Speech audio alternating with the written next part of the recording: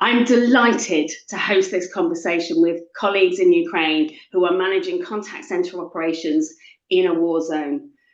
To talk about what it's like working in the contact center industry in Ukraine, please welcome on screen, we have Irina, who is my peer in ECCA. She is the president of the Ukrainian Contact Center Association International.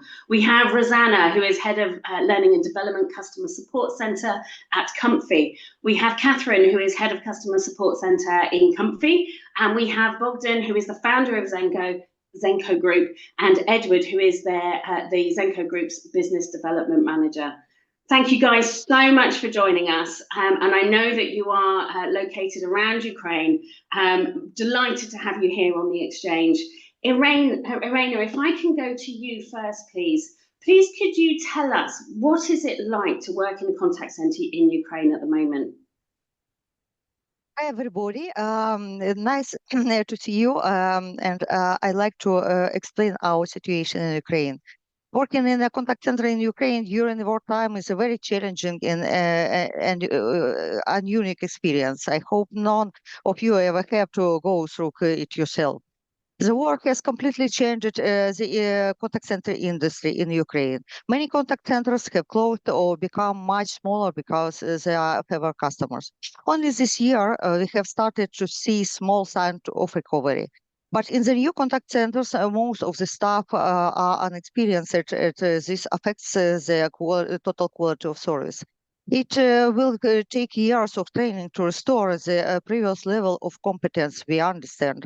Moreover, the significant fragmentation of the industry and the overwhelming stress of personnel have made conducting in-depth market research impossible now. The ongoing problem caused by the war means businesses must spend extra money on the backup system to ensure the safety and uptime of equipment. But with fewer customers, economic struggles, and the threat of shellings, many companies can't afford expensive equipment. This is why Ukrainian vendors have created cheaper but flexible solutions for managing contact centers. We are already using those solutions now, and I hope to show them to you soon, as they are very truly impressive. Another warming change, text messages in chats and messengers are now much more common than phone calls because they are more comfortable and reliable, especially during period of power outage. Additionally, the demand for mass automation has become a significant challenge aimed at solving the shortage of personnel while maintaining service quality. Perhaps Ukraine will become the first country in the world to success in this effort. I know how talented our military engineers are, and I believe we will tackle these challenges as well. Customer behavior has also changed during the war. People ask more difficult and unusual questions, which require creative solutions. Their communication is much more emotion, so contact center agents need to show more empathy and understanding. Over time, this behavior has evolved. In the early months of the war, people understood the difficulties and tried to support one another. During the second year, clients grow more aggressive and demanding, even when it wasn't necessary. In the third year, people have started to accept the war as a normal life, and communication has returned to nearly peaceful levels. However, the prevailing emotion now is immense fatigue. This fatigue demands quicker problem solving, simplified processes, increased personal resolutions, and reluctance to provide feedback. Despite all those challenges, professionals in Ukraine's contact centers have demonstrated remarkable resilience, adapting to new technologies, processes, and customer needs. This would not have been possible without prior preparation for such circumstances. As for how businesses prepared for the war, I think the Zenko outsourcing contact is best suited to explain this. And the team of the Ukrainian retail giant Compi can share how they are currently working with their staff and customers. So we can speak with there about their experience. Perfect. Thank you so much, Irena. So Edward, I think that sounds like a great time to come to you. Will you be able to share what it means for you at Zenko and how you're managing at the moment? And I think you've got some slides to share as well. Of course. Can you see my screen? Yes, we can. Hi, everyone. Yes, I will share with you our approach to working in a contact center in a war zone. The massive invasion 3 years ago changed everything, changed how we live, how we work and do business. But at Zenko, we didn't stop our operations. We adapted to this, and even during active fighting, our contact center stayed operational, and we supported clients and protected our team at the same time.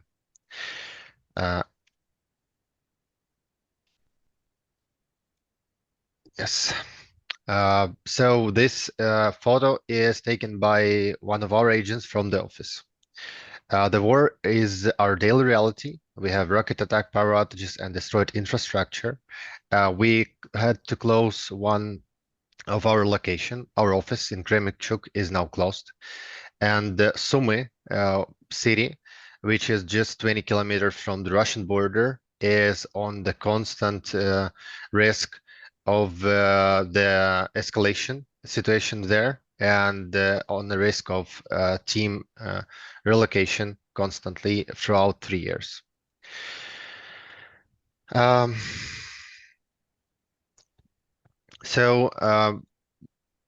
War is more than a danger. It's a test for everyone and for business as well. So we had to work without stable power and internet. We had to create safe spaces for our team to be able to work from the office. We had to use generators and satellite internet to be connected, and use work from home model across Ukraine and abroad for some projects and times. This approach helped us stay online no matter what.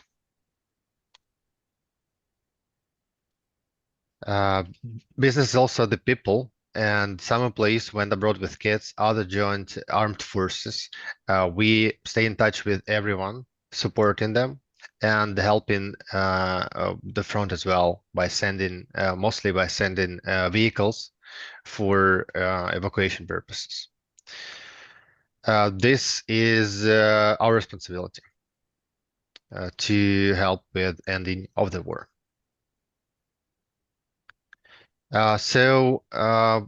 In a nutshell, I'll explain our approach to preparations and our plan execution throughout the 3 years of the war. So we learned that war is not a physical threat, but it also comes with not just a physical threat, but it comes with many risks. The main idea here is escalation is always a political risk, and it should be treated like one. And political risk is not about what might happen. It's also about the intention behind the actors of the countries and the markets you are in. As Irina told, we do believe that we have a struggling political situation in the world, but still many countries and businesses won't face a kinetic war. But there are other impacts and other risks that are present always for everyone. It's trade restriction, embargoes, migration, economic sanctions, etc. And our experience shows that business must be ready to face those challenges to ensure no disruption for the clients. To prepare, we used scenario planning to match the political approach of scenario planning and the flexible strategies for different futures. Before the invasion, we created a what-if scenario. So we already have answers. What if we lost power? What if we lost internet? What if we had to move teams? What if we lose clients? What if we need to relocate from one part of Ukraine to another? And this helped us to respond quickly in no panic. When the war began, we already had a plan ready to use and start executing. We also used a top-down approach and to make sure we are aligned with all locations are aligned with the top priorities set up by leadership. So team safety first, service continuity, and the client experience on the running project. Those are our top three key points. Then local managers made real decisions based on already prepared plans. Moved teams to safer areas, installed backup powered satellite internet very fast, stayed in close contact with client, adjusting service as needed, since the client is also impacted, of course. Many of them were impacted. So at the end, I would like to say that Zenko BPO didn't just survive, we adapted and continued to grow. Our story shows that with good planning and leadership, companies can stay strong even in big crises. Thank you. Thank you so much. And absolute hats off to you guys. I love what you just shared then, in particular around the fact that you've adapted and you're growing. So that's really good to hear. Rosanna, please can you share with us what your experience is at Comfy? And I think you've got some 3 or 4 slides too.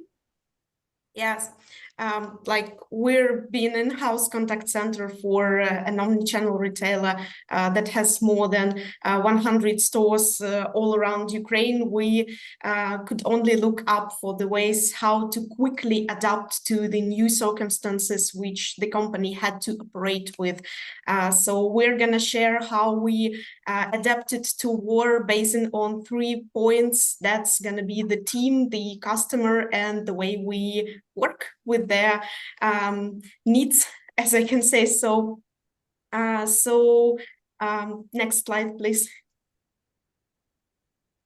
So first of all, as Edward told, goes the security of our teams. We tried to secure all their needs at the first day of the war. So there was a part that company provided, like the guaranteed paid salary for the first 3 months, regardless of whether the person was working on their position in the meantime or joined the armed force or volunteered, because we had some hub created in the head office for the nearby volunteering shelter and organization.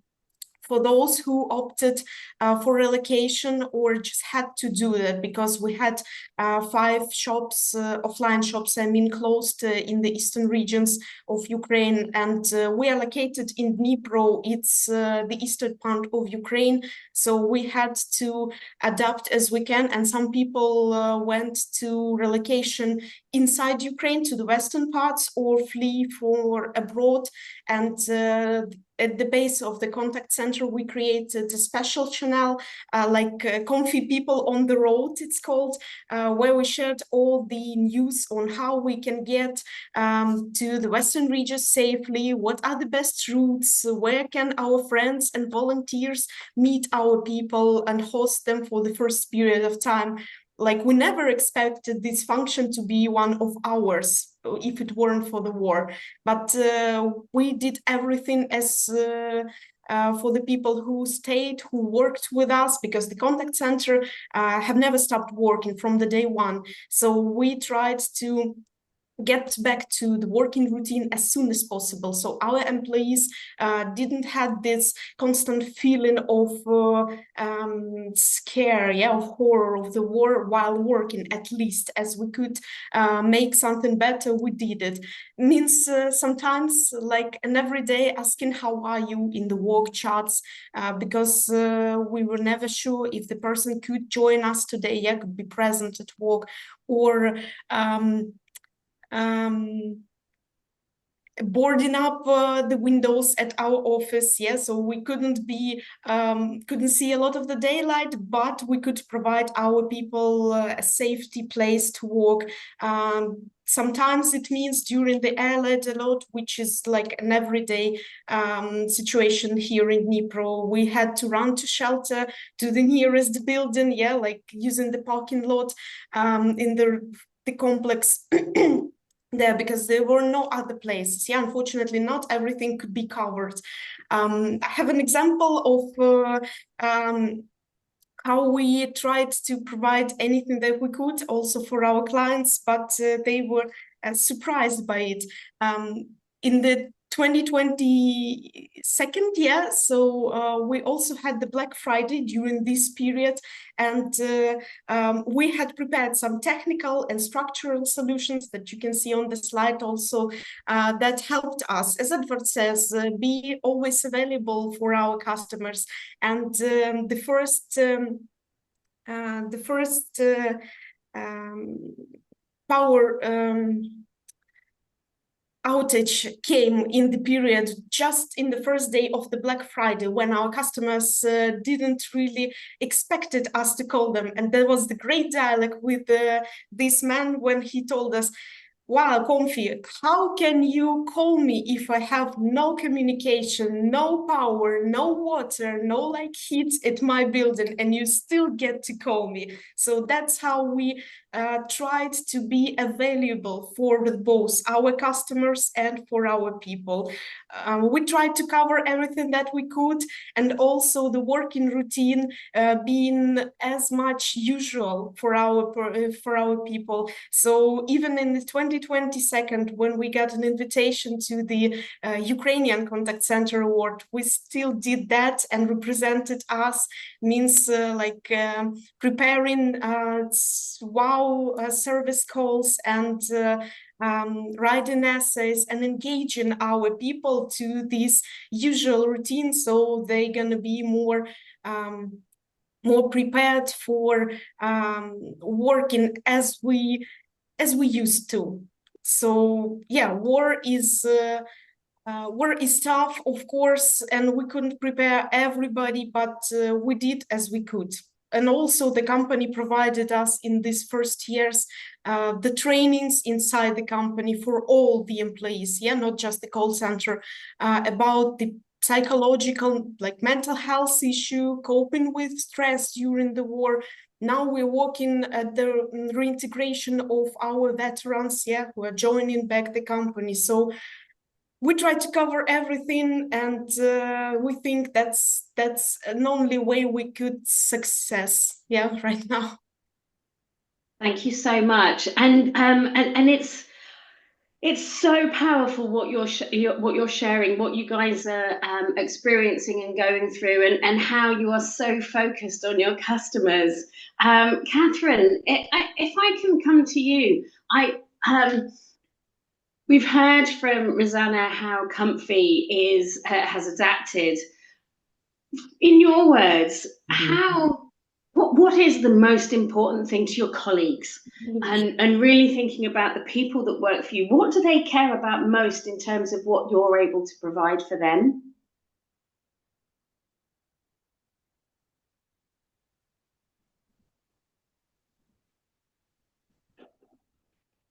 Oh. I'm gonna translate what Okay, thank you. Більше турбуються про себе, свою безпеку, так само, як і ми, про безпеку своїх родин. і про те, чи буде завтра взагалі, чи воно наступить. Yeah, so what are we all like our people and customers like what's the most important for them? First of all, that's of course safety of themselves and their families. Everybody just wants to have this secure feeling of whether it's going to be tomorrow. Yeah, so that's what we're working on. We have a lot of unfortunately calls when the people just had to hang out while being like under air raid alert and under attack, and we had to maintain the call with them, maintain the contact while people were at the shelters, while they were insecure of their safety on the streets, yeah, in vulnerable circumstances. It's just gonna be the feeling that we at least can give them the same service as before, so they can be sure of us while they are not sure of the external. Yeah. And it's interesting that the way you describe it, and I sense from you guys and from the conversations that we've had before that what colleagues are looking for is that still that sense of community, still that sense that they're not on their own, that they've got you as a sense of normality as well. I guess. Bogdan, if I can come to you. And this is leaning into a conversation that Irena and I have had a number of times. Yeah. What have you found that customers really want when they get in touch? And it's interesting how the situation you guys are in really narrows the focus on what customers really want. What's been your experience? What have you found that customers really want? Yeah, thank you for the question. So we can see three basic themes which haven't changed much since the war began, and is that in general they're just not just looking for agents, they need a reliable partner to help them solve some challenges and issues. So first thing, they want a team that understands their businesses and not just answer the call. And for our opinion, a good call center should feel like a part of company. So we should keep the same values and communication style. Secondary, they need flexibility for now. Many clients, as we can see, with the same plan, but later realize they need a more tailored approach, so we help them to improve the customer interaction. Third one, they appreciate really the proactive approach. So we don't just follow some instructions, and we can analyze some common issue and suggest some improvement, etc. So in general, we can say that we'll change our work really, but as part of the Ukrainian business community, we continue demonstrate, I think, that even in the most tough time in our history, we can deliver a service and achieve, I think, great result for us. And just imagine what we'll be capable of once the war is over. And for now in Ukraine, we have a great super stress resistance team, and I think it's our great plus for now. I love that. I love that. Thank you, Bogdan. And now in the world, everyone's talking about AI, and you guys are not going to be immune to the power of AI as well. Edward, are you looking at AI to support you? How do you see this tech making a difference for both your customers and colleagues in Ukraine, Edward? Yeah, of course. So nowadays everyone works with AI here and there, common stuff, AI chatbots. automated voice response for telecommunications, and templates for agents to answer faster and more precise. So these tools are standard in many industries, but I'd like to focus on more specific and valuable case, which is our and how we use AI to improve quality control, and especially on demanding and multilingual projects. So we have built a system using LLMs to support quality in 3 major ways. First is using AI, we are able to evaluate 100% of the calls and check them for specific parameters done by AI for structure, performance criteria, accuracy, and the script, etc. This means that 100% of the calls are reviewed automatically and transcribed. Sorry for my brain fog. Our quality manager is only need to confirm the result done by AI and evaluate and tip in the emotional tone of the conversation, since computers still doing it not exactly correct, but they're going to one day. So deep analytic from transcription, since the calls are now in text format, we can analyze things that companies never been able to do previously before AIs, like how specific words, how specific tone of the conversation or themes influence the parameters of the call, like length of the call, case, sale probability, complaint, etc. This helps us to understand what influence call outcomes specifically and improve performance over time on these things. So the third way is language flexibility and speed of scale. The approach allow us to be urgent and scale fast for short-term projects or urgent ones, and for ones where it's not practical to hire the quality assurance manager for the project. In short, AI doesn't replace people, in our case at least, but help us work smarter, faster, and with better flexibility in a complex environment. Thank you so much. And you are, I am completely with you that AI is not replacing people. And I've got some great conversations coming up to explore that a little bit further. Edward, thank you so much. And thank you all so much for joining us here today from Ukraine. Really appreciate you coming and sharing your experiences and how you are managing your contact center operations in some pretty difficult circumstances. I want to say a huge thank you, and please do stay safe. Thank you. Thank you. Thank you for understanding. Thank you for your help, and I hope we will be together for many years. Absolutely, absolutely. Thank you guys so much for listening as well. Please do join us here back on the exchange in 30 seconds for our next session, where I'm going to be talking to the team from the Alzheimer's Society. See you shortly. Thanks so much, guys.